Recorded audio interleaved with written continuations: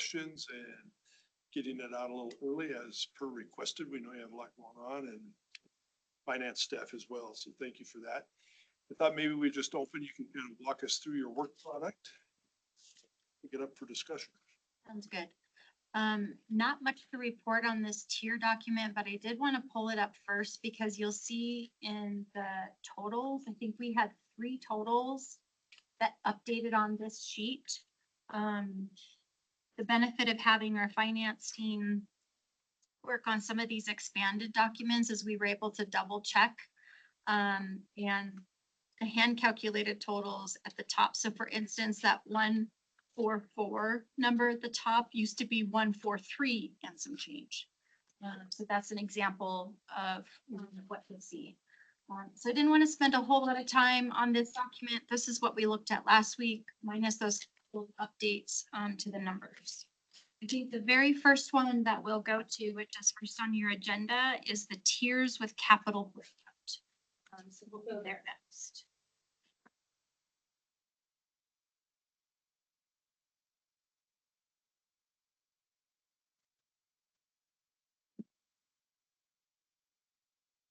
And so what we tried to do with this document as part of the question is could you tell us in the capital numbers, which of those were buildings and which of those are non-buildings? And so you'll see in this handout, we still have the projects in the same tiers, but you have a column that's the buildings and then the furnishings and equipment that goes into those buildings and then the non-buildings. And for those that are non-buildings, I put in the notes what they are. So for example, in tier number 1, that first number that first one, emergency management new positions, it has $80,000 in the non-building. And to tell you what that's for, it's the vehicle and then the upfitting for that vehicle. Upfitting means like the decals, the lights, any equipment that needs to go into it. So that's what upfitting means in this context. So you'll see the totals by, again, each of the columns by tier. So we just have over $2 million in buildings, furnishing, and equipment in tier 1, and almost $15.5 million in non-building items within tier 1. And then that same format follows down. In tier 2, you'll see that we have almost $33.6 million in buildings, furnishings, and equipment. That's where you start to see a lot of the police buildings come online. And then the non-buildings, $8 million.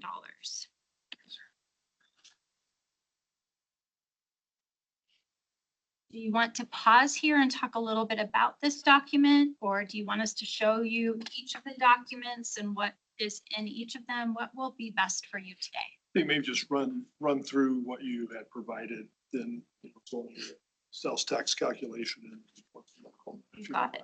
Okay. So I won't spend a whole lot of time going through every single tier on this document. I think you get a sense of how they're set up. The next one is going to be tiers without wildland fire management. So we'll go there next.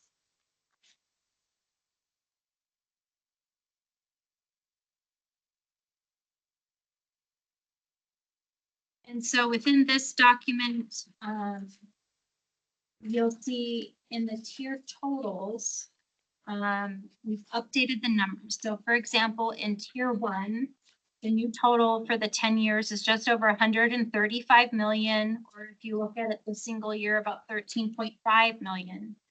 And when we had wildland fire management in there, it was the 144.6 million for the 10 years and the 14.5 million per year.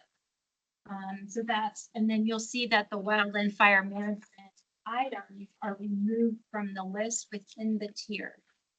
So that's how we've separated out to show what the tiers would be if we did not include the wildland fire management items, because maybe we're going to consider using the RIP fee in order to fund this.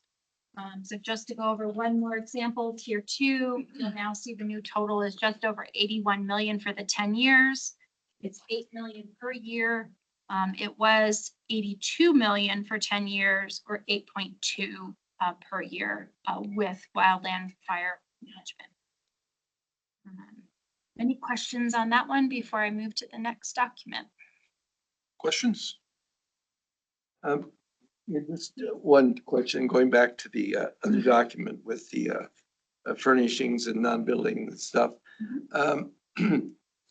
And I don't know how much I understand about this, but I know that the city has requested that the fleet be converted to vehicles over some period of time.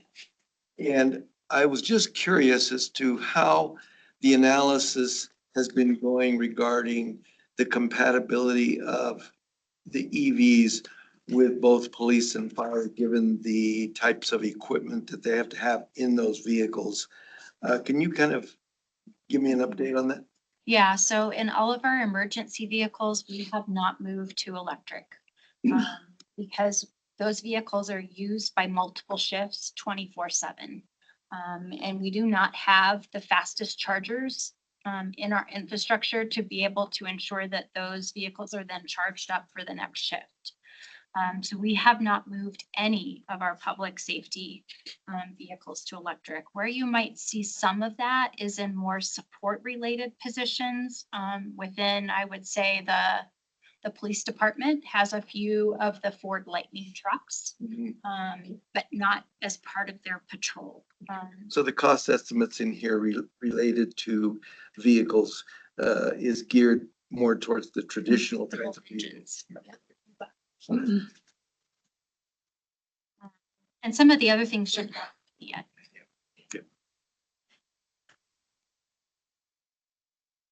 Okay, so after the tiers without wildland fire management, the next thing we'll look at is the tiers with potential funding sources.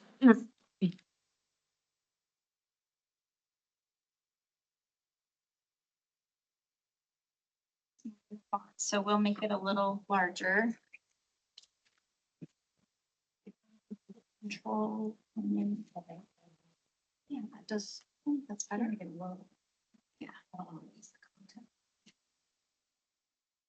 doing the same on my screen, but we wanted to make sure that if you printed it, that you could print it on a page. Thank you. So let's talk about, again, same tier organization and how we have split up this particular document. We're looking at 10-year totals on this page. You can see all the totals is in the first column to the right. Then the second column is those that are eligible for sales tax, the water resource infrastructure and protection fees, and then grants.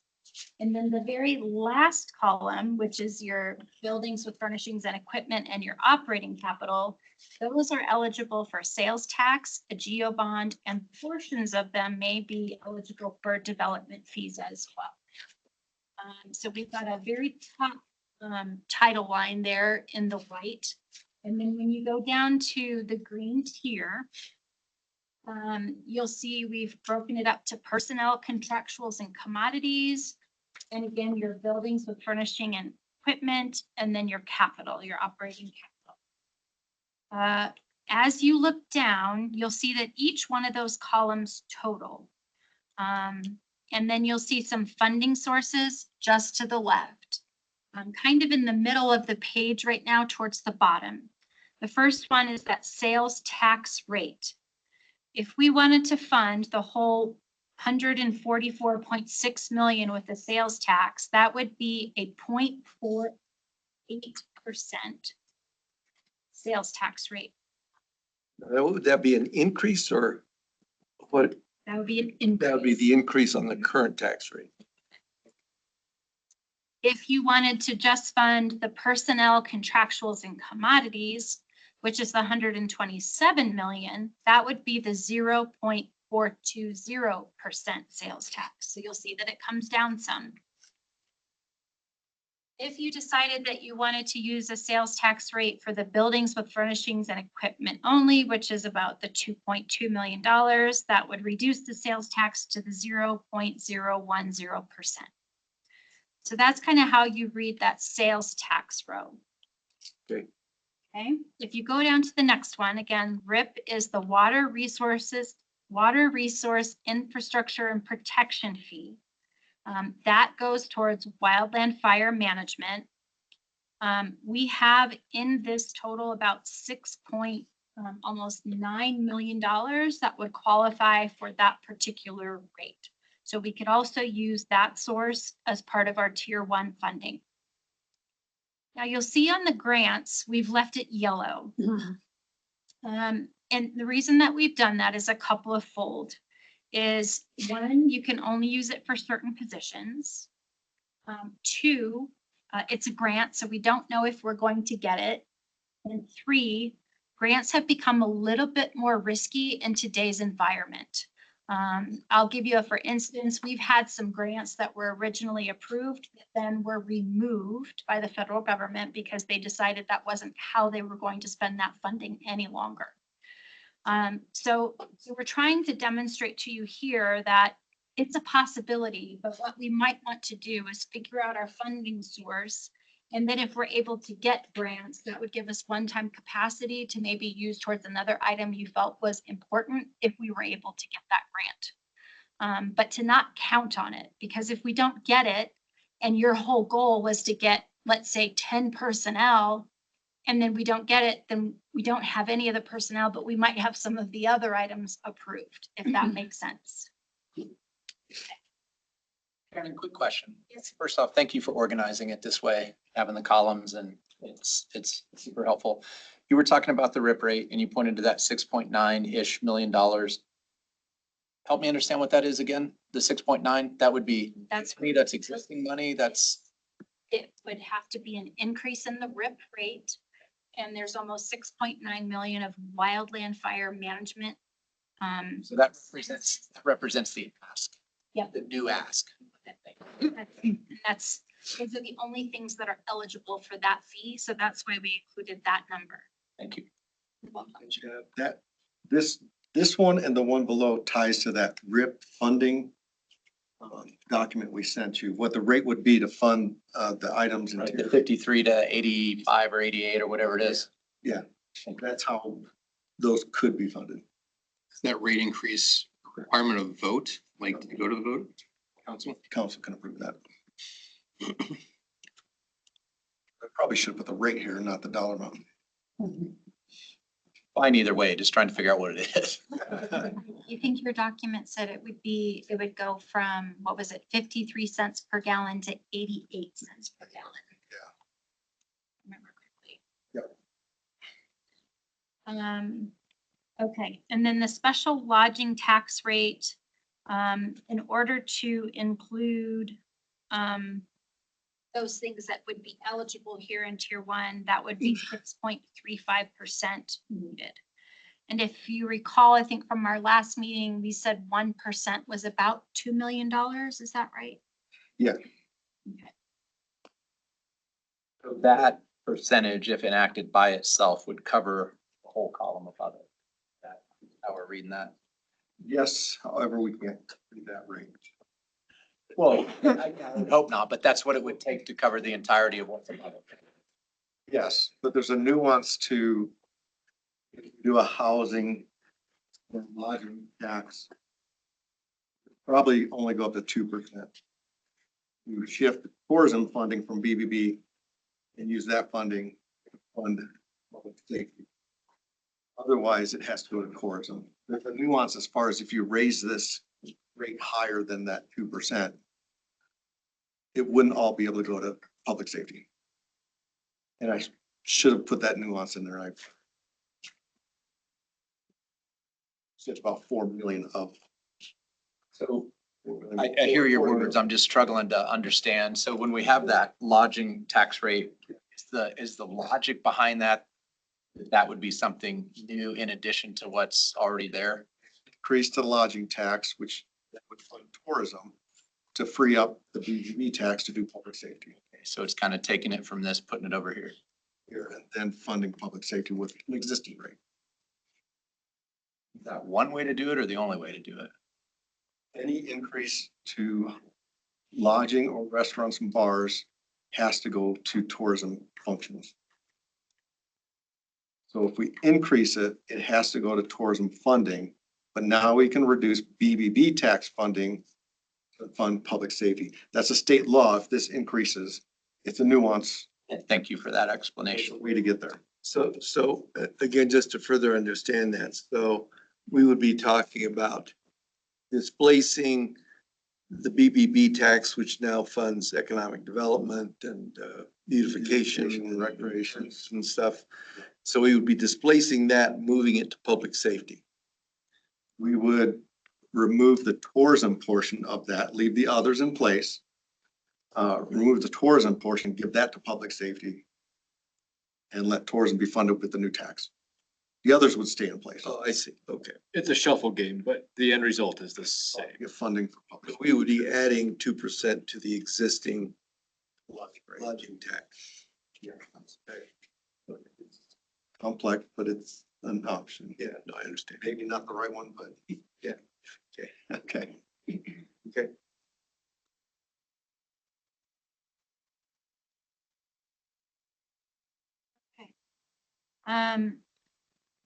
Thank you for walking everyone through that, Rick. Sure. And then the last piece, again, that's 17.6 million that we talked about last week. We've included that amount both for geo bond and development fees. Geo bond could cover all of it. Development fees could only cover the new growth portions of it. And so that's why it's kind of a shared cost for both of those items. The one thing I will tell you that we also identified this morning when we were meeting on this particular handout again was that some of the geo bond items are not for one-time expenses. They actually include replacements that happen reoccurring over this 10-year process. And so we're going to split it out a little bit more for you so you can see in that operating capital column which one of those are a true one-time, right? If I'm purchasing the radio for the first time and I'm only purchasing it once, that's a one-time capital expense. If I'm purchasing that radio and then I'm replacing 10 of them every year, that becomes the reoccurring, and we tend not to do that with bonds. We like our bonds to stay strictly the one time. Doesn't mean you can't do it, but that's been our city's practice. And so I want to be able to demonstrate to you what that looks like. So we will create an update for this spreadsheet to where you'll see a one-time operating capital and a recurring operating capital, just to split it out a little bit further, kind of like we have with the buildings, furnishings, and equipment and that operating capital. It's a further dial in, just so we clearly know what we're looking at. So any questions on how to read this document?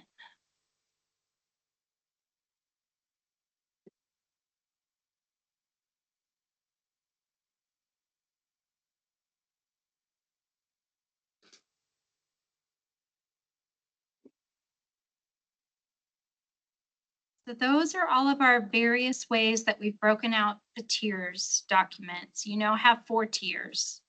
The one that has all of the information, the one with the capital breakout, the one without wildland fire management, and then the last one we just looked at with the potential funding sources.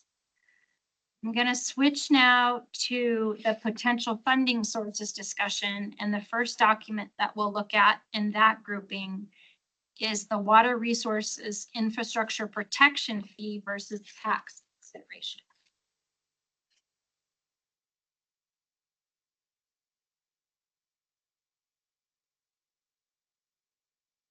One of the questions that the committee was during our meeting last week is what would it look like if we were able to use this RIP fee to fund those things that are needed by wildland fire management? And so you saw the tier breakout that pulled it out. So that was your first document. And then now we've got this second document. It actually does a comparison of what would be needed if we used the fee, which is question number 1. Some things that are important to note is that question number 1, we excluded the wildland fire facility of almost $2 million. And it demonstrated that the average fee over the next 10 years would go to 0.88 or 88 cents per 1,000 gallons. This is an increase of 35 cents over the current 53 cents per gallon. It shows you numbers that the average residential customer uses about 3,500 gallons per month. And then again, on the average commercial customer, this varies greatly. And so we use the standard of 10,000 gallons per month to estimate the cost for you. So you'll see for the residential person, their cost would be $36.77 more per year, or $306 per month. And that commercial account, if they were that 10,000 gallon user, it would be $105.05 annually, or $875 per month. Again, if you wanted to take that same basis and look at it at a sales tax rate instead of the RIP fee, it would be a 0.028% sales tax, which would be about 3 cents per $100.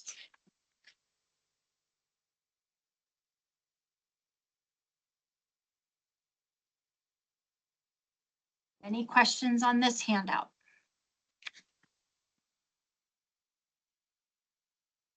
Okay, we'll go to the next one, which is the GEO bond consideration handout.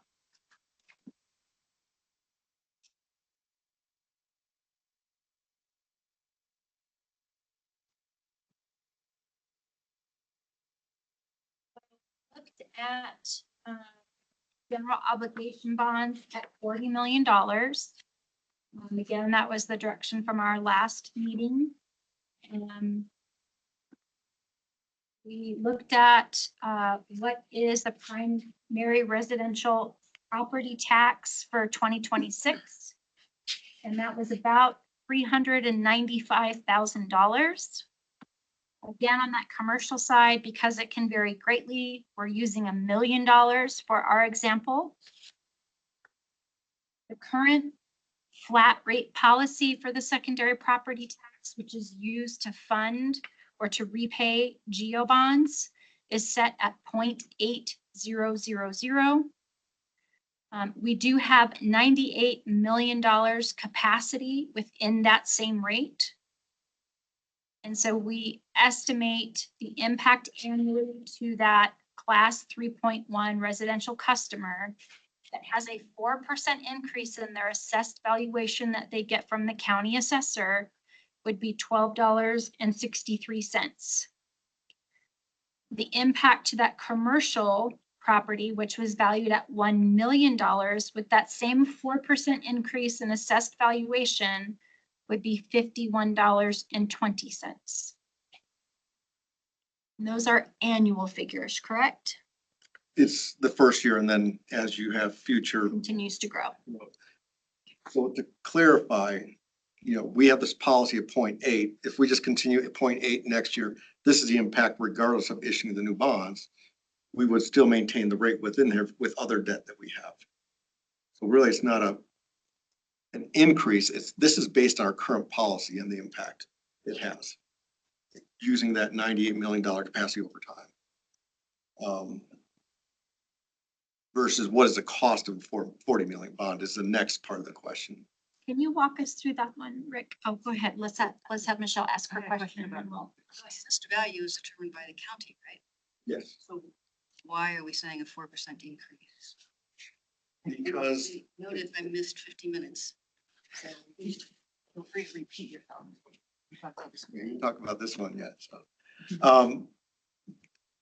we assume like there's an average 4% increase on net assessed value. The max we can go on limited assessed value is 5%. Not everybody gets the 5%. So using a 4% kind of average that people would see an increase and the rate stays the same, that's where this increase in levy comes from. keeping the same rate, a higher assessed valuation, about 4% is this number. So people wouldn't even see this. No, they would see it, but it would be based on the 4%. Yeah, it would be on the regular tax bill with the rate and Is the there any increase way next to year. know what that would be for an average?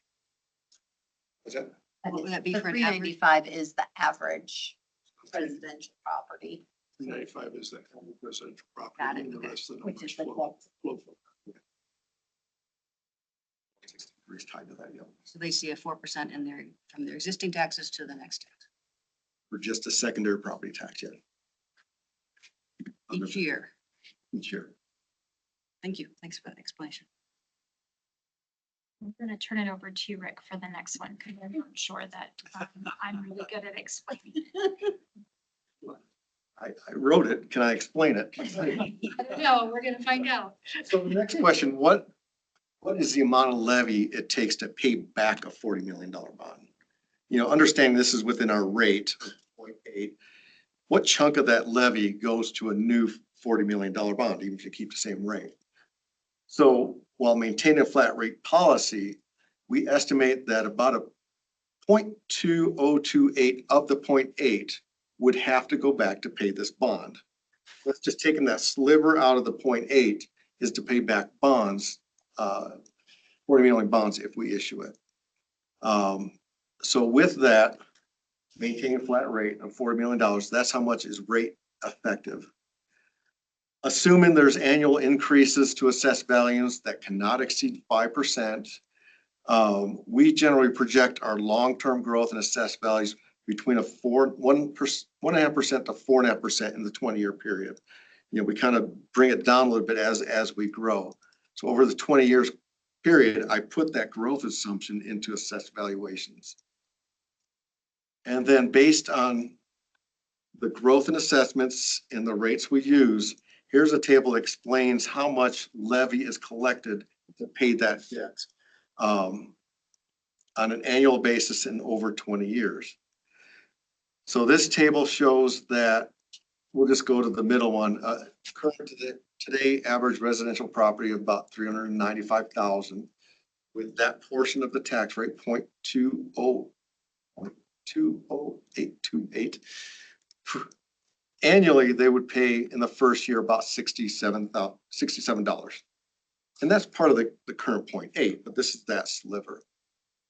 Over 20 years, their rate would go up to, on the 20th year, the rate would be at 145 at the 20th year. As values grow, that's how much they're paying into the levy that year. The average annual levy is about $90 a year over the 20-year period, and the total levy collected to pay back this debt, just this portion, for a $395,000 property is about $1,802 over the 20 years. That's the investment that comes from property tax for the levy. Does that make sense? Because then it just does the same thing with $1 million commercial property. And what's their first year, what's their 10th year average, and total is about 7.7 million on a $1 million property. Does that lay out okay? Please. I'll be going with all the questions today. Can we do one or the other of these? I didn't know we could do secondary tax increase. I thought that was, secondary tax was the way to pay primary property tax. General obligation bonds are only paid back by secondary property tax. So we're talking about the secondary property tax levy. So this is related to the first question. Yes, yes. So the first is just saying, what's the annual impact, keeping that rate? Okay. This is, what does it take to pay back a $40 million bond? Got it. Slicing it in two different ways for you.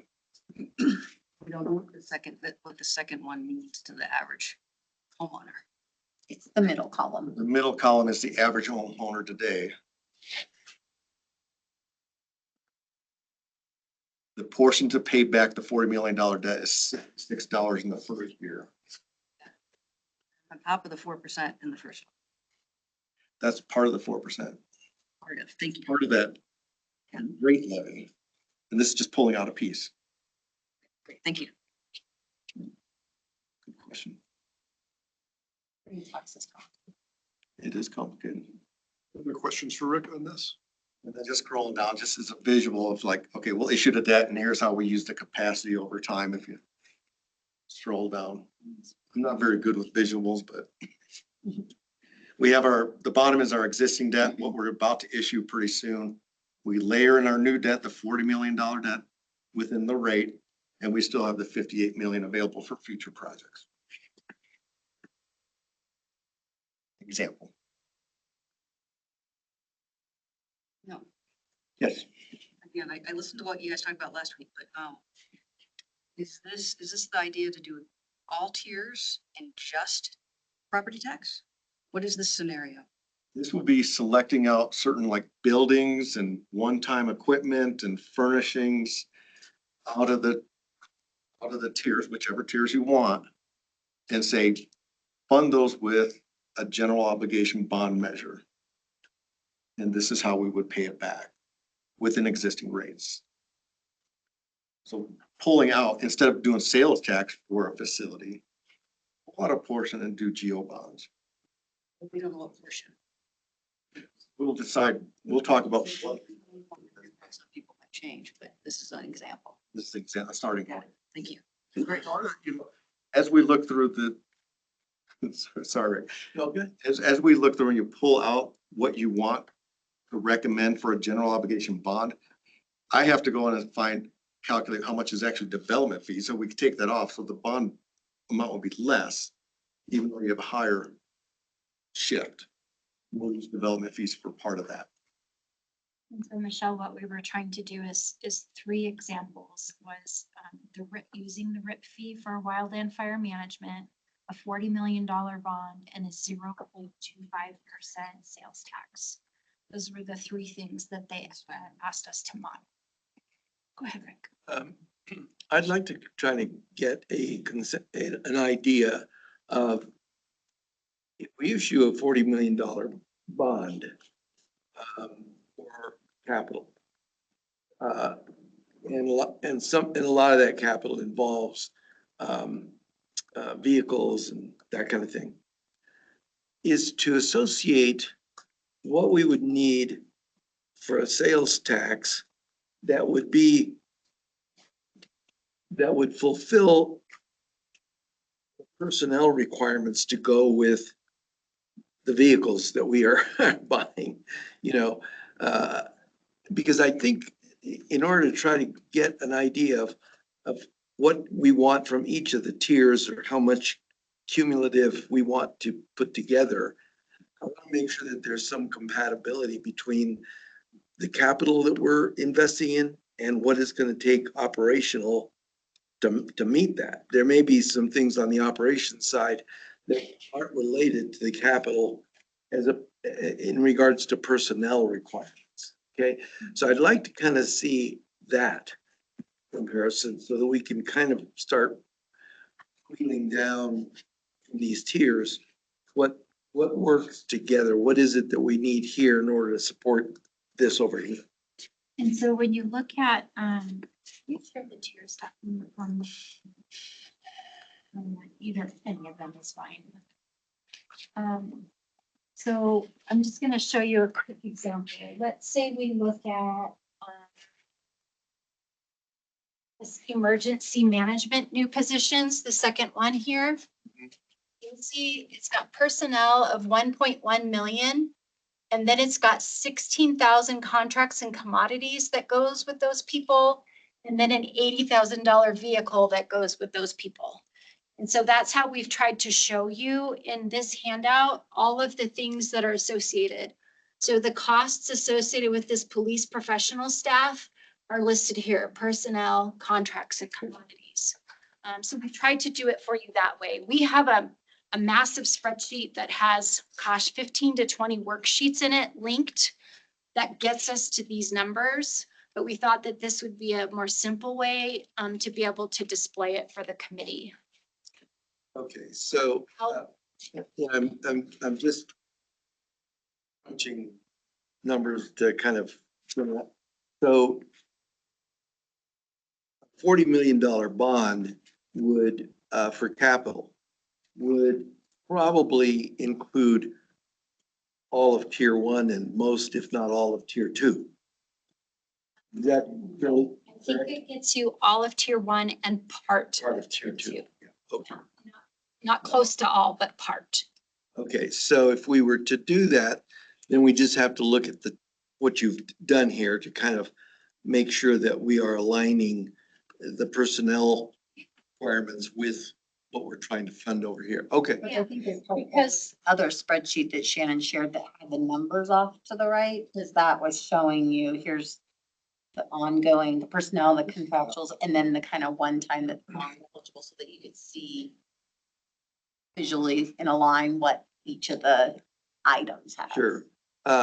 Well, getting back to what Rick just said a few minutes ago, subtracting out the development fees doesn't necessarily remove the operational fees to go with it. So even though we can maybe whittle down, some of the capital improvement with development fees, the personnel fees still have to be there because that can't be funded by development fees.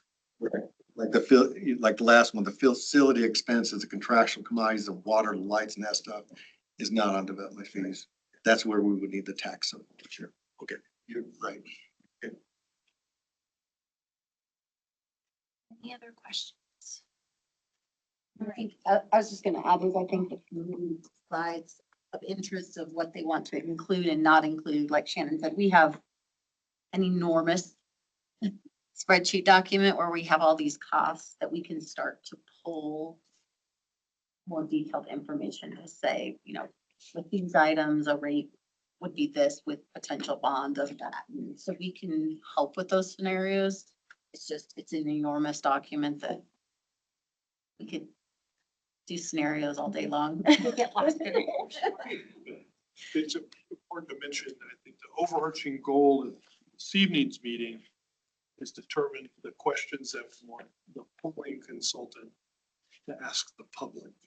So we can agree in general numbers, we're still gonna get to come back and slice the pie at some level. But I think it's imperative this evening, are we asking for $40 million bond or $37 million bond? Are we thinking that we're gonna fund wildland out of the RIP? What's our comfort level and what do we think the percentage of sales tax is? Because those are the key questions that we're gonna send the polling company forward to gauge the populace on.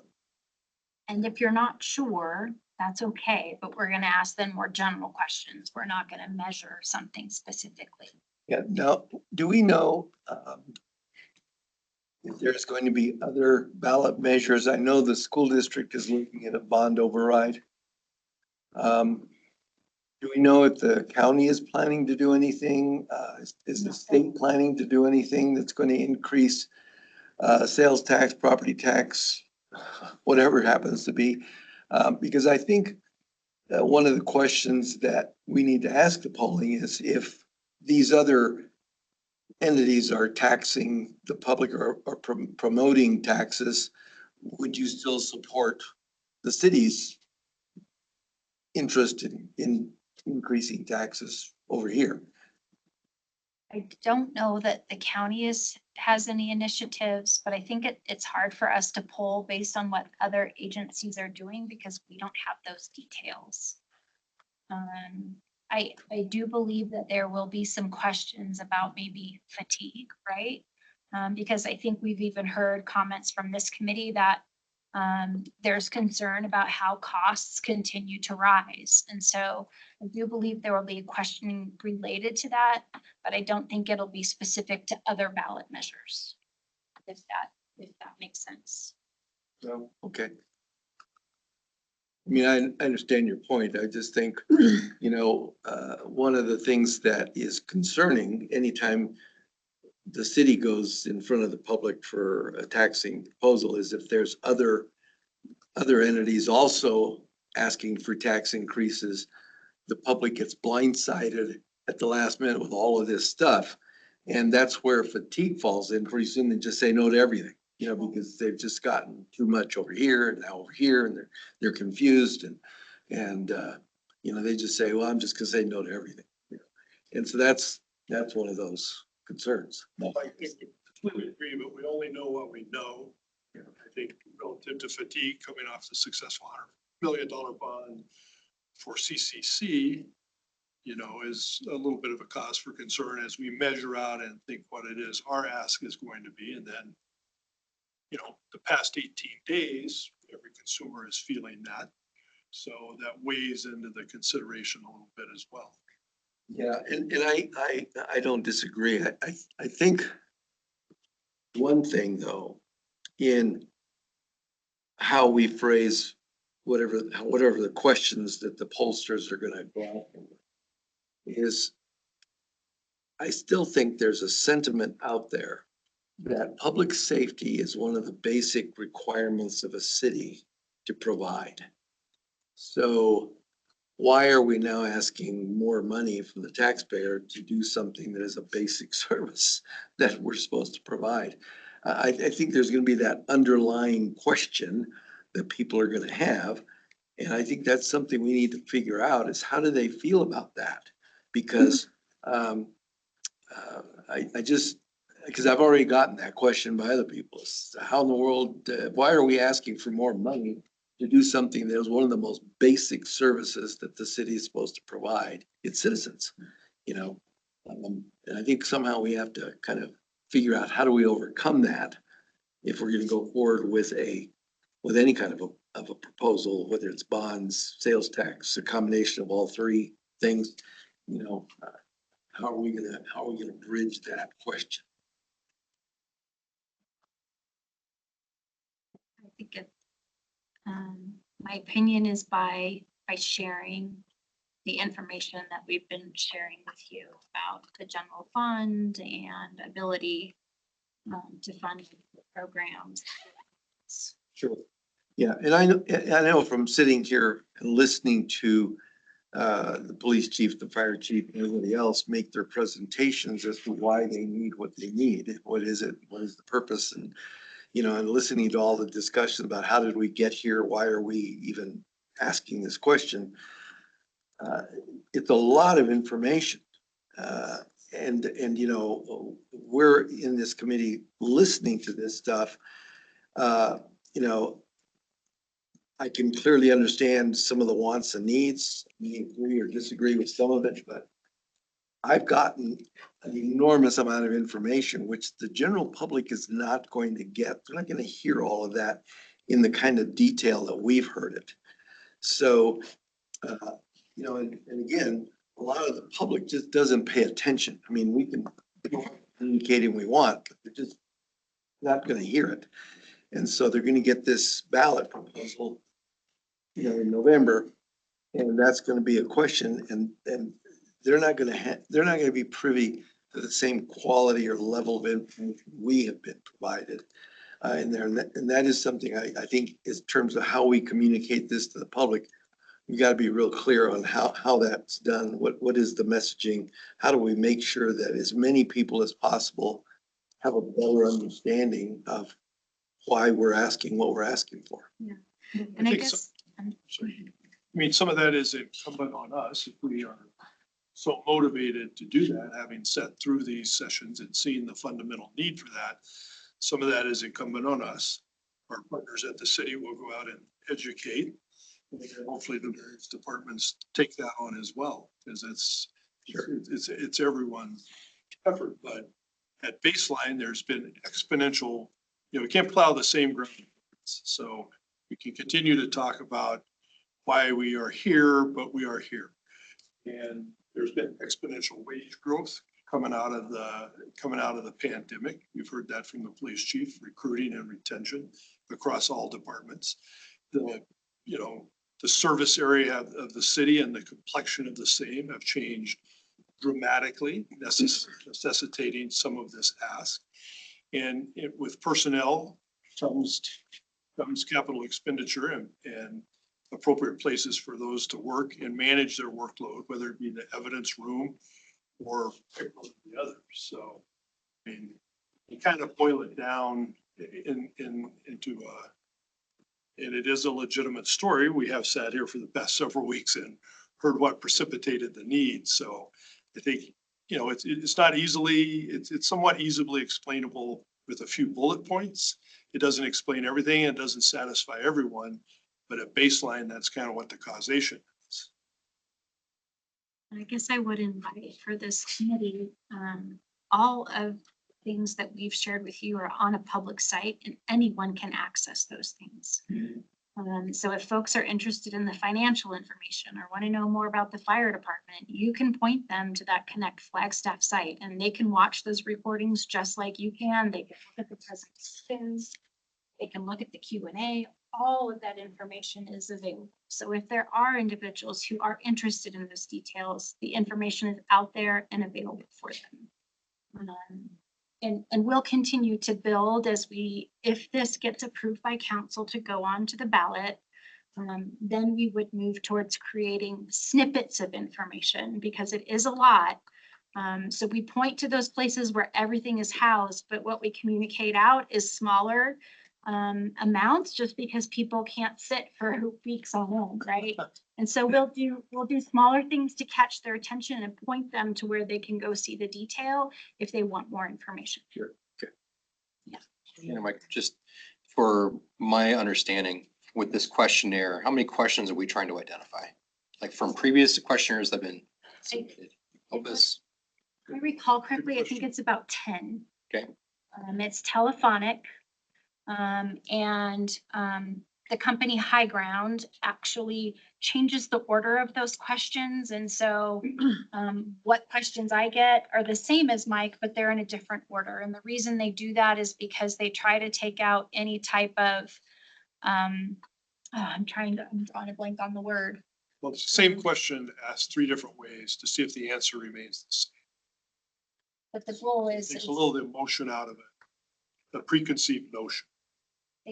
they don't want to basically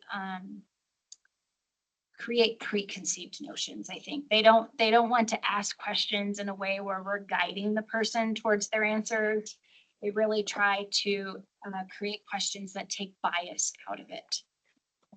So that's why they tend to reorder them and also how they work to craft their questions. I think that we've heard from multiple members of the committee about the concern about increases in cost and the fact that there is a assumption that, safety services are a core function. We've outlined for many reasons why that cost is exceeding capacity of what we have to pay for that.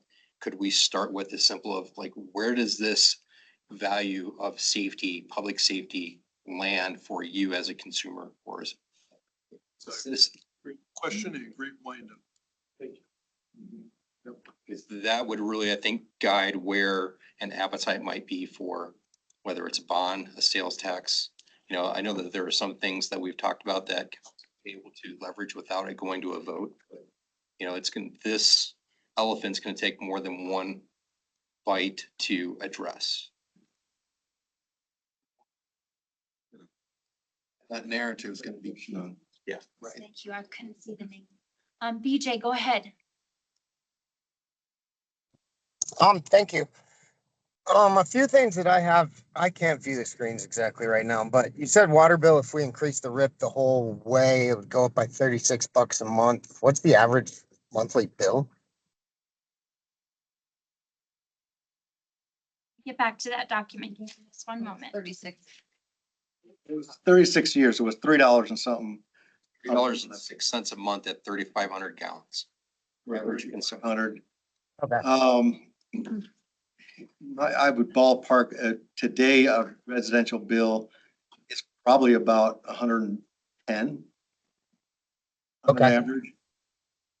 But we can get you some bigger example with other. That was just a simple question. Okay. But one of my big concerns that's been brought up to me by city council, first of all, I still would like a liaison in there or something to help give them some guidance as to what's going on, because in speaking with city council, they only see our proposal.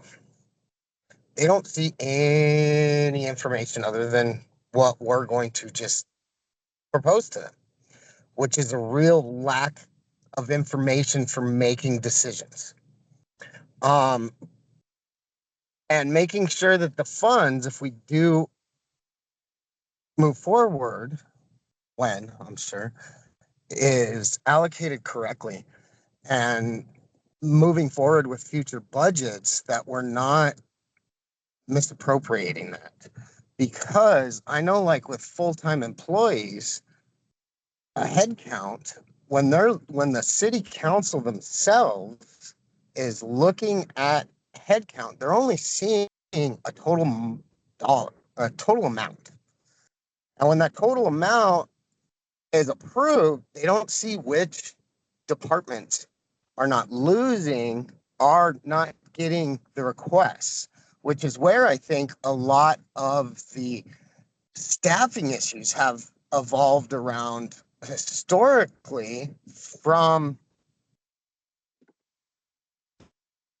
the requests are being filled in other departments when they approve 60 staff, for example, or whatever it is. So I just want to make sure that the funds that we approve are going to get used the way that we really need them to. And that these budgetary issues that we've had are going to be addressed, because that's one of the biggest concerns of the voters right there. And because we go through city council all the time, we need to make sure our city council is educated on a little bit more in the financial aspect of the responsibility to core services. So just some feedback. Thank you. Thank you. Mike, I think you mentioned the purpose of this meeting was to advance questions. Tony asked how many. I feel like we're kind of sitting here with a blank sheet of paper to write questions on. And so much as that the city has done this before. There's some sample or example questions of like how these things get asked. So we're not asking the committee to come up with the questions. We're asking the committee to tell us if you have a specific Topics. measurement that you want us to evaluate with the community. So for instance, like what you said during the last meeting, we want to use the RIP-free for wildland, 0.25% sales tax and 40 million bond. If that was your package, we would give that to High Ground and say, this is what we want to measure in addition to all those other questions. So if I'm hearing you right, you're kind of asking us to put together a sample proposal that then they can build questions off of. If you're ready to, yes. So, Or we could do something like we paid for all of tier one, it would equal this X, right? And then if we paid for tier one and tier two, it might be a higher bond and a higher tax. Right? So we could compare those two. Mhm. Now, is it possible to, again, I think Mike maybe brought this up last week. If we come up with a basic number, let's say that we request a $40 million bond and a 0.25 increase in sales tax and using the RIP funds to do wildfire management. Would then the staff of the various public safety departments come back to us with what would be their ideal suggestions as to what those dollars would fund? I mean, because I know that we would think we're getting all of tier one and part of tier two. Well, we don't know what part of tier two would be within the priority of the staff. So I think, our goal is to put together maybe a package, but it's really staff to decide, this is how we would want to spend the money. These are the things that would be the most important to us within those dollars. I think there's certainly an iteration in this process within that. Yeah. Because we can't really make that for us to go through necessarily. I think ours is based on the information that we have in our personal pocketbooks and all other considerations. What is what is a comfortable and realistic ask in the opinion of this committee? And then there's an iterative process where they will have to in turn probably winnow down their own list for what's important and what they feel their needs are based on the Sure. available Yeah, funds. and the reason that I bring it up is because when this goes to council and they decide we're gonna go forward with this and we start writing up the ballot language, if you will. And I brought this up before. I want it to be really specific so that future councils can tweak with what we've presented because they have a different agenda. Okay, I really do, that's a really important issue for me to make sure that there is some specificity to what the ask is going to be. So that we don't see future councils playing games with the dollars because they feel they can. Okay, Right, and I think that's in, conjunction with the end user, because in that iterative process, I mean, the departments will have to come up if they want a building or if they want staff. Did we already go through the sales tax implications that Yeah. we missed? We haven't yet? Okay. Let's look at those. Will we do that one? Okay, so we'll look at the sales tax estimates next.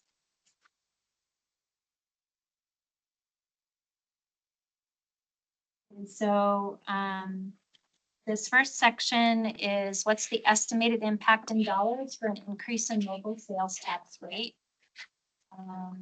There needs to be some assumptions made, in order to do that. And so first, we needed to designate what the resident income would be for our comparison.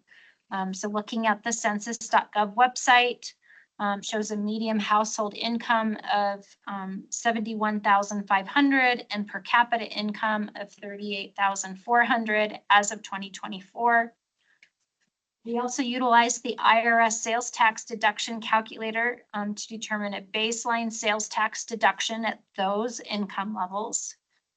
And then last, we applied a proportional increase to the total sales tax rate to determine the change in deduction based on the new rate.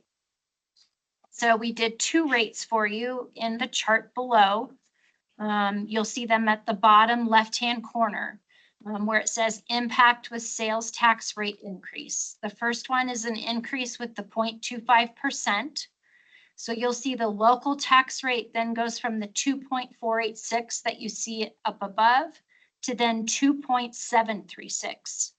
The county and state rate stays at the 6.9 and the total tax rate changes from the 9.386 to 9.636.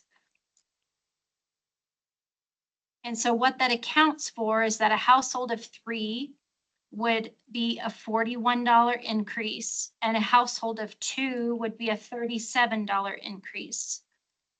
Per capita for a single individual would be $24. that monthly or annually? Believe it's annually. Annually.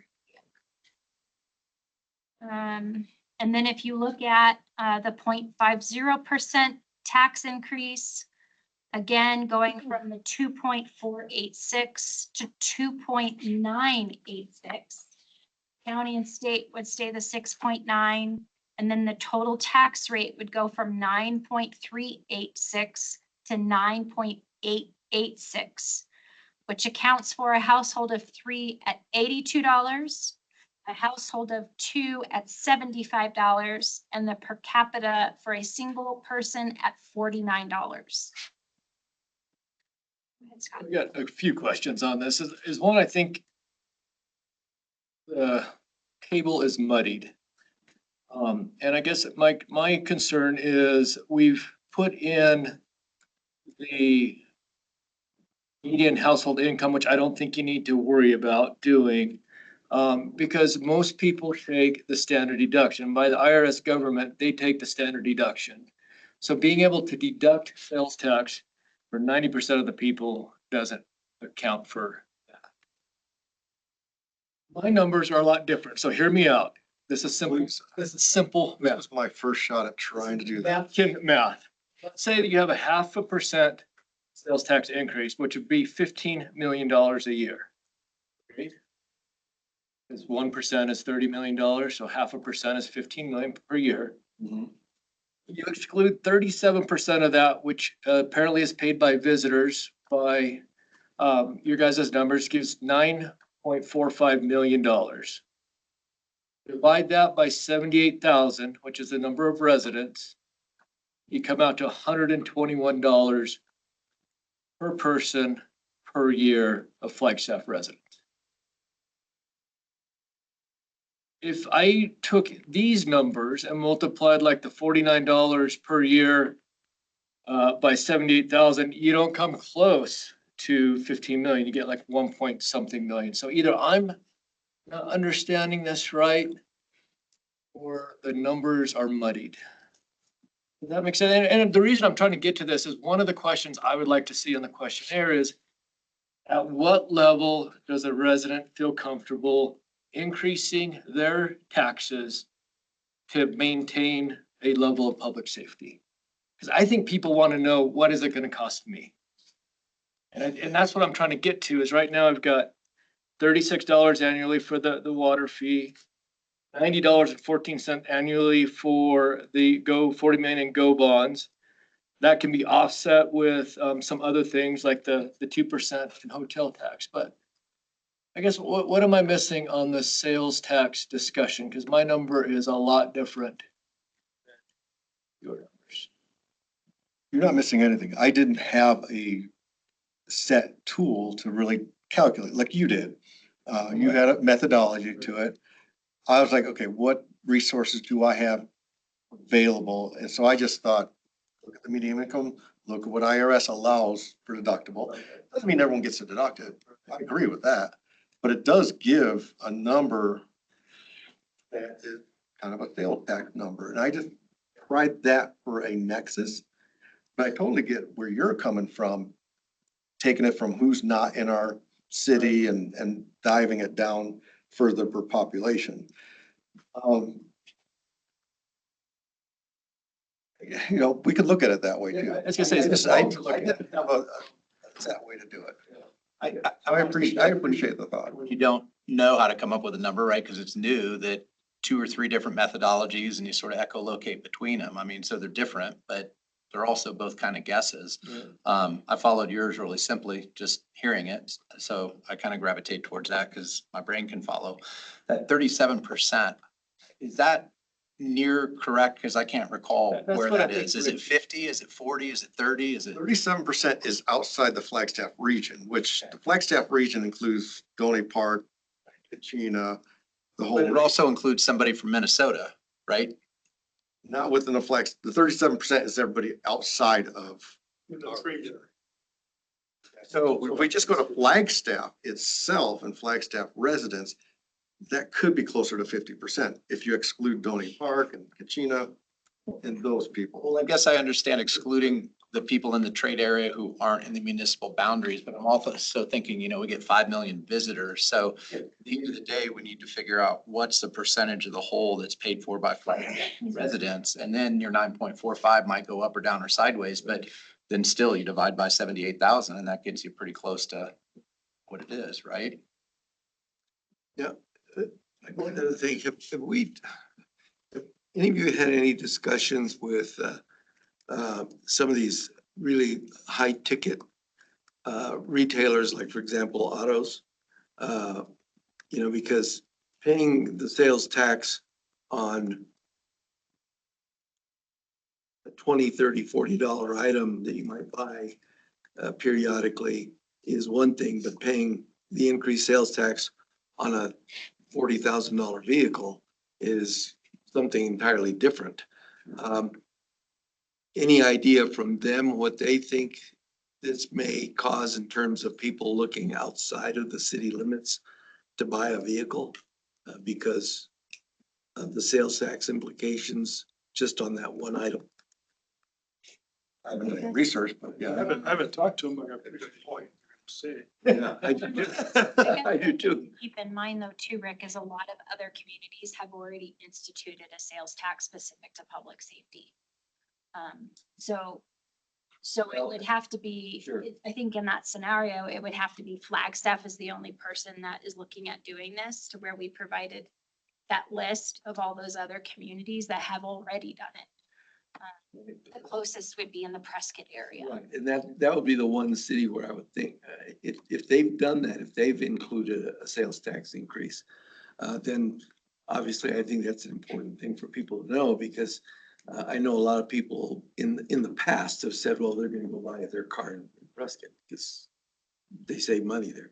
Well, Yeah, maybe not so much anymore. they've had a public safety tax for a number of years. If we go way back in the meetings, I mean, Flagstaff is actually kind of in the middle of municipal sales tax, correct?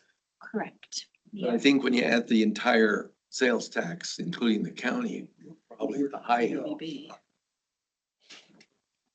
We do get higher, but we're Only on the BBB side, not on the regular side. Yeah, okay. Yes, Michelle? I'm just thinking of what you said. And taking another view, we talked about high-end vehicles or something. My opinion would be to keep, if we have to go with the sales tax, keep it as low as possible. Because it's a regressive tax, meaning people who are making less money, and less salary in Flagstaff are gonna pay more proportionally of their salary in sales tax. So if we can keep it like 0.25 or less, that would be my vote. And maybe we could avoid it altogether, that'd be great too, but I don't think that's possible, given the funding options, so we have to do something, keep it as low as possible. I think the taxpayers are gonna pay either way. If I own commercial property, or if I am a landlord and I have an increase in my property tax, I don't pay that. That goes to the tenants. Like, it's going to trickle down to the taxpayer through all of those. The only one it wouldn't would potentially be the hotel tax. I think there's a lot of research out there showing it's a regressive tax. All right. So I'm not just making that up, that's Well, on I think how it impacts communities. Something We nationally, need to consider. I think nationally, the most recent numbers that I've looked at is that a much higher proportion of consumer spending nationally is being done by the 50% who make the most money. So What I'm concerned about is Yeah. the 50% who No, don't make as much. I understand your proportional thing, but what I'm saying is I think the sales tax that's gonna be generated is gonna be generated by the higher income earners, because they're the ones that are, right now, they're spending most of the money. If I remember correctly too, like sales tax on food, this wouldn't apply to food. Is that correct? We do not do food, and we do not do residential rental. So there is a little bit of buffer from some of those concerns, which I think are very valid, but if it's discretionary spending that's happening, those things should be, I just don't want to make Flagstaff less affordable, particularly for the people who don't make the average wage. People are already leaving. Completely agree, but the other corollary to that is that you tax consumption.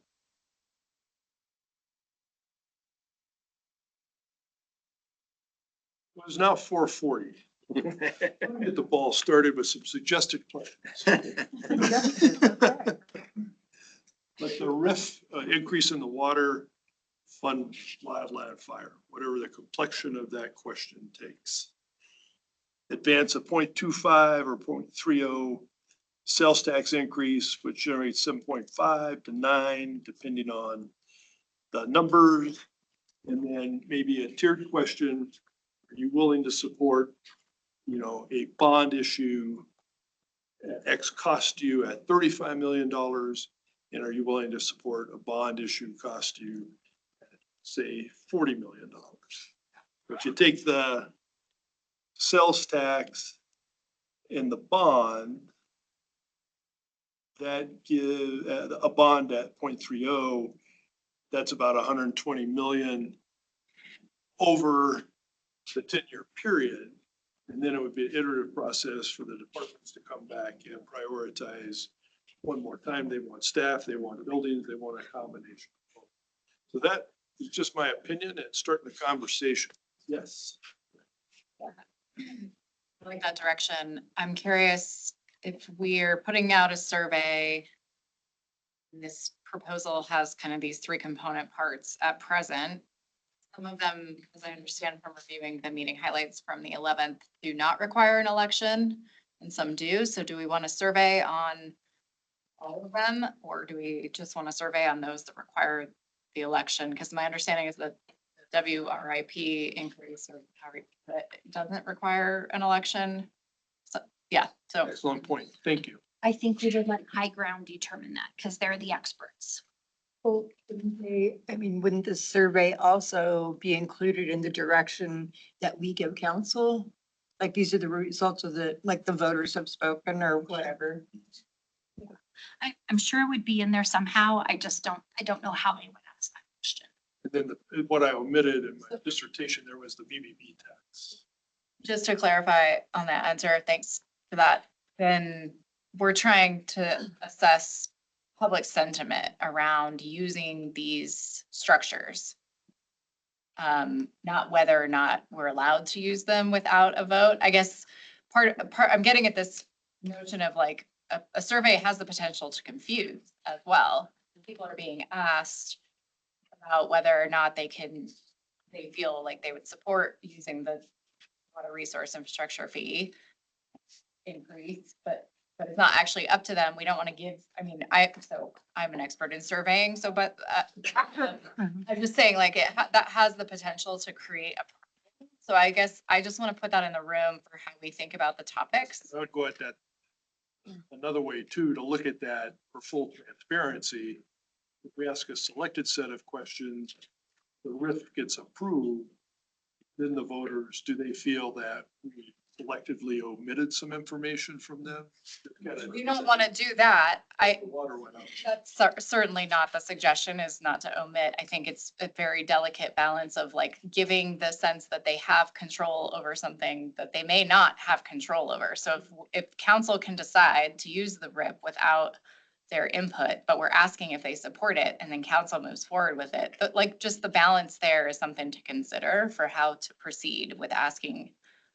And so I guess I would add to that is that even though it's not a voter initiative, the community always has the opportunity to provide feedback to council. Because these aren't items that they can decide outside of a public meeting.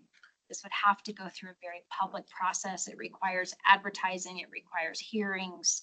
And so the public would still have an opportunity to voice their support or lack of support for that item, even though it's not a voter initiative. So that's why I say I think it will be asked. I'm just not exactly sure how they would determine is best to ask that type of question. I have a question for Mike. What did you mean by BBB tax is one of the questions? There's a separate. The lodging. piece. The lodging would So, show up as well. so when you say BBB, you mean lodging? Lodging, yes. To me, they're two different Lodging, things. yes, Yeah. lodging. Well, they're connected. They're They're connected. So Yes, you because it'd be a might reallocation of funds. So you're talking about reallocating funds. I missed that last So- meeting. You guys talked So, about that. no, it was earlier in this meeting. I think you were Okay. probably in transit along with many other people. The lodging tax can only be given to tourism. And so that money that would be increased in tax would go to tourism, and then we would have to go and secondarily reappropriate the BBB to fund that portion of safety. So tourism would stay whole, but it would be staying whole by that new lodging tax, and then we would reappropriate B. So that one is kind of a two-step process. Okay. And how would you reappropriate to fund what? Public safety. Just anything in public? safety, No, Not a particular whatever, part. yeah, particular part that you all. But there's not a link between suggest. task. The only link that can be for that lodging tax is tourism. And so that's why the BBB then has to be reappropriated, because that's where council has the authority to reappropriate to public safety. They would not have the authority to reappropriate that lodging to public safety. And there's one of those scenarios in this stuff you sent us. That wasn't that? It is in the, it's in the document called Public Safety Tiers with Funding Sources. Thank you. It was the one that we were looking at, I think, when you walked in. So I'd be happy to go over that. Yeah. So right now, tourism is funded at $4 million approximately every year. So if we did a 1%, that's 2 million. If we did a 2% increase on lodging and said, okay, tourism, now that's your funding. And now we're gonna take your BBB allocation, put it to public safety and not mess with everything else. So if BBB is getting $8 now, when we take it to 10, they'll collect 10, keep 8, and 2 will go to public safety. This whole process with different tax sources. Does that BBB require a vote from the public? No, but it does require council action. The new tax does, the reallocation is council. Did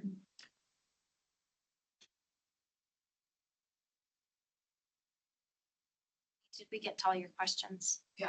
Okay, thank you. The framing of the questions from the group. Just one thought. I think you said, on sales tax, asking both for a 0.25 increase and a 0.30 increase. Just hypothetically. I would think we would do the 0.25 and ask, for the 0.5, which is in that example there. Only because I think the difference between 0.25 and 0.30 is relatively insignificant in someone's mind, but the 0.5 is more significant. You know, I think that goes to Scott's question and a question from the polling company.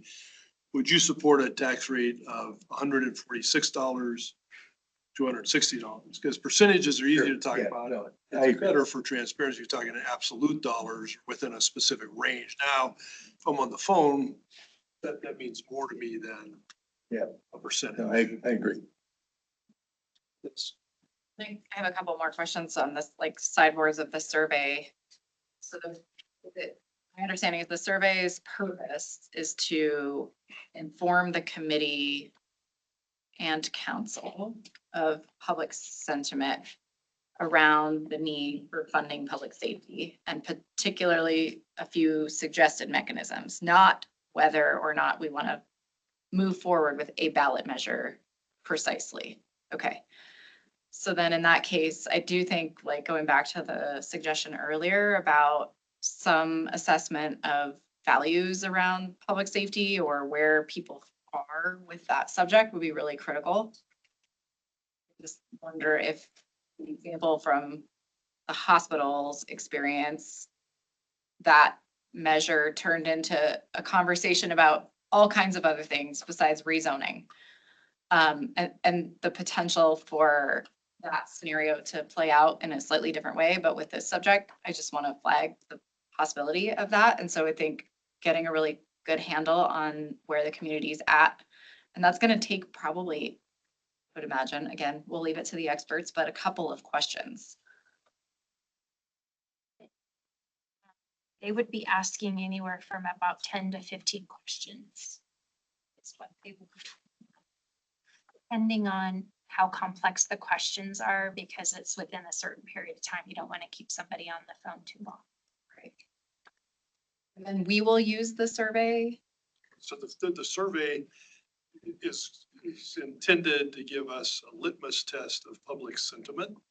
You know, are you starting with, how do you really feel about public safety?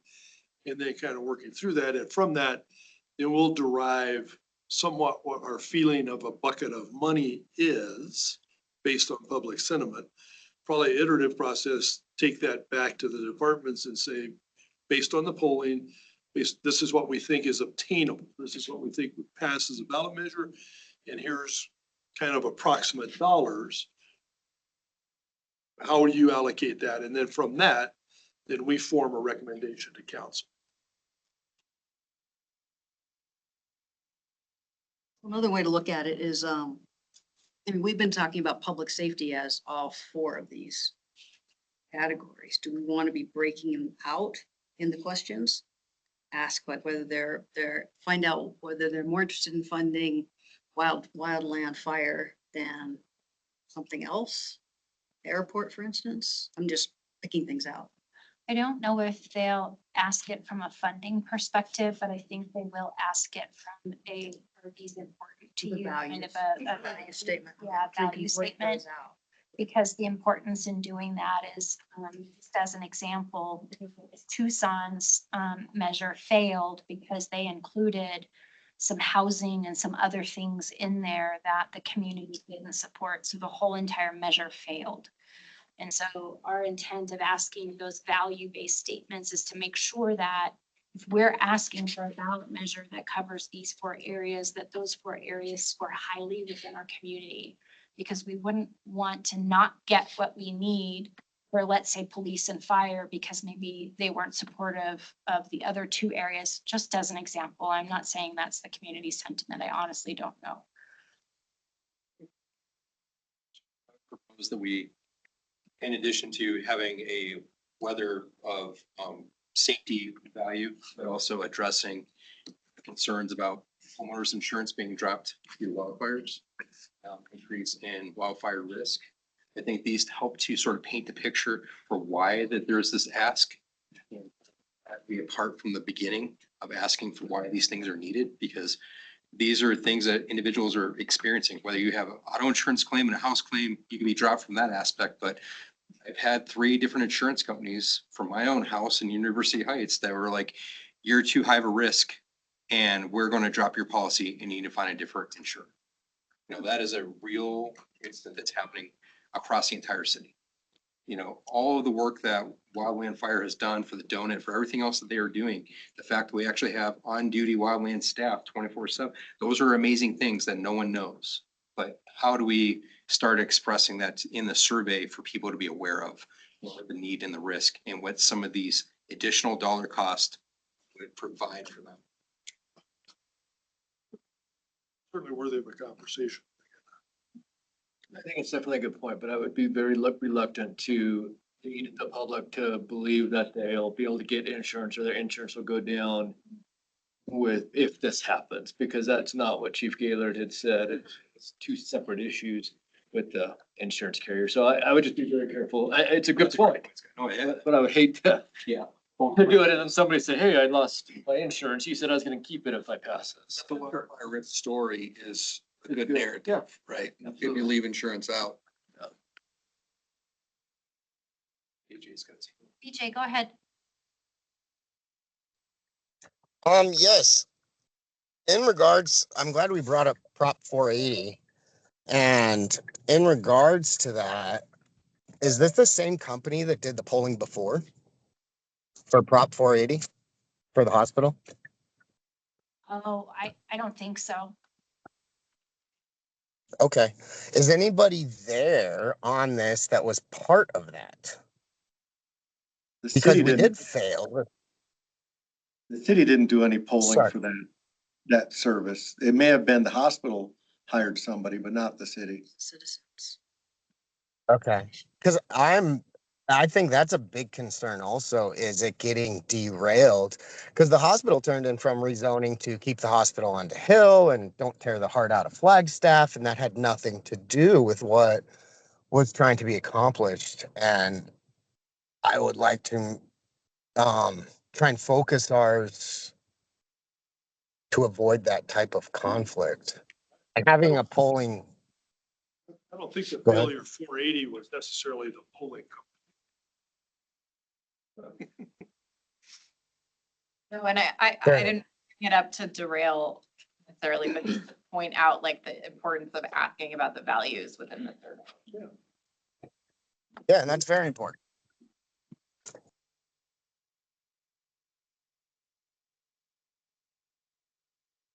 Oh, I didn't hear any other comments on the RIP. I did a 0.25 instead of a 0.30. And then the bond at 30 or 40 million. Is there anything else that the committee wants to? I think if you can scale the sales taxable, like 2 questions, would you go and pay $146 more a year? Yeah, I Or wrote that down. 220 to give us a range between that 0.25 and that 0.30.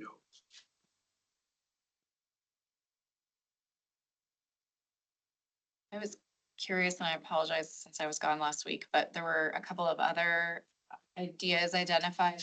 It's like that I don't, and I'm sorry if I missed something when it started today too, the primary property tax. that 2% that we had discussed, the sales tax. I've heard the special tax get brought up. Did property tax get talked about already? Which one? The primary property tax change of 2% that can be done without an election up to 14%. We haven't spoken about it because it just gives you a dollar amount. Cause you can only go up to that 2%. We went to the full 14 million, was it only a $1 million gain annually as well? Wasn't a big. 14, yeah. Okay, so did the committee decide not to pursue that option? Yeah, so those, so all of those were the things that we talked about. And the bond, the sales tax and the RIP were the three that the committee asked us to look at. Okay. And then are also similar to the suggestion today. So now I think it's trying to decide is that the suggestion that you want us to move forward with and measure as we're talking with the community. One last comment. I appreciate the 30 million and the $40 million bond separation, but I'm concerned that 30 million isn't really enough to get much very far down. Like I would suggest it being 35 and 40 or even 35 and 45, but I don't know what the level of appetite for the city. I appreciate there still being room for bond rates for future programs. I don't want to be overzealous with that. Making sure we're not shooting too low as well. Which is about 10 million over Rick's appetite. Look, there we go. It's a dart. 50. Yeah. Do I hear 50? Keep in Actions the mind right that things. It's a starting point, right? And so I just want to provide an example so that everyone has this in mind, is that you might go to council and take this exact thing, right? A 0.25 sales tax, a $40 million bond, and then the RIP fee. And council then can take all of that information and then winnow it down even more, or say, we want to do a $50 million bond and the 0.25 cent tax. So I want you to know that this is just, your recommendation is a starting point, and them understanding why you're suggesting it. You'll have then the community input from the survey. And then based on that, they might see some things that they also feel is important because of their years on council. And want to adjust that a little bit further. That definitely happened in the 2022 bond. The committee put forward a package, and if I recall correctly, I think council reduced it a little bit more. I think we're pretty close. Like if you do the 0.5% sales tax, the 40 million bond, the RIP fee over 10 years, we're at $310 million. I think the original ask for all of those tiers was like 550 million. So I think we're pretty far down in, so that should give us a good idea with the 0.25 and the 0.50 of getting pretty deep into those tiers for all of the public safety departments. I was just gonna add, the bond fee may go up or down based on the percentage of the sales tax, because you won't want to bond something that you have not got a sales tax to support the operating cost and the people ongoing. Because we won't have. Yeah, so, Chart. Yes, and the payoff. so that's kind of the piece too, as you come up with a recommendation of a sales tax, it'll be like, okay, what does that fund? And then what is the bond need? Because you probably could get way further down on the capital and the bonding than we will ever get based on the 0.3 max thought or, presented today. So just keep that in mind too, is that number may go up and down based on that kind of ongoing.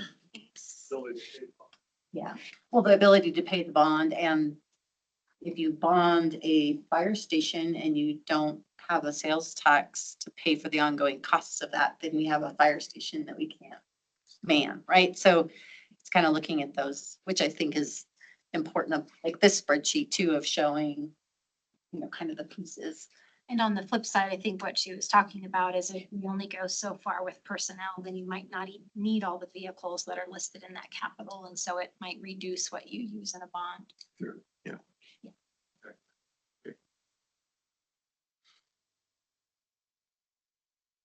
So 0.25 sales tax. I heard probably more support for 40 million on a bond, and to scale with dollar amounts so people know kind of what that impact would be. 0.25 and 0.5 for the sales tax, if we could, the dollar amount, so we can kind of gauge where the taxpayer would feel comfortable. 0.3 and 0.5? I wouldn't do 0.3, I'd just do 0.25 or 0.5. I think 0.3 is too close to 0.25. Yeah, and, you know, if public sentiment is high for the 0.5 sales tax, that might influence what we ask on the capital side. I mean, we might Or the opposite? need a $45 million bond or something, you know, to coincide with.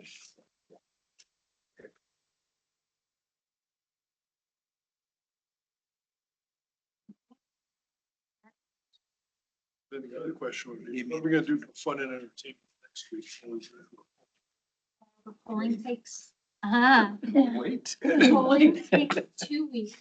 I mean, you all could continue to talk about things that you find important. Or you could wait until the polling information comes back. I can follow up with High Ground and find out what their timing looks like. I did want to let this committee know that I am traveling the week of April 13th to go back to DC for a lobbying trip. So I wanted to ask you, do you want to cancel that meeting or do you want me to find someone to help facilitate in that absence? Because that might be around when that survey information comes back. I think it'd be fair to say, get an accurate estimate on the deliverable from High Ground. Okay, We have that deliverable in front of us. If you can get a second, that would be great. If not, then we can probably take a week off. Take a week off for next week. Yeah, I think we need to wait for the polling. Because then we'll have something substantive to talk about. Consensus of the group. Yes. Yeah, second spring break next week. Ready? Any other business? Thank you sincerely, one and all, and we are adjourned. Excellent. Good job, Mike. Thank you, everybody. Thanks, Shannon, for everything you guys are working on.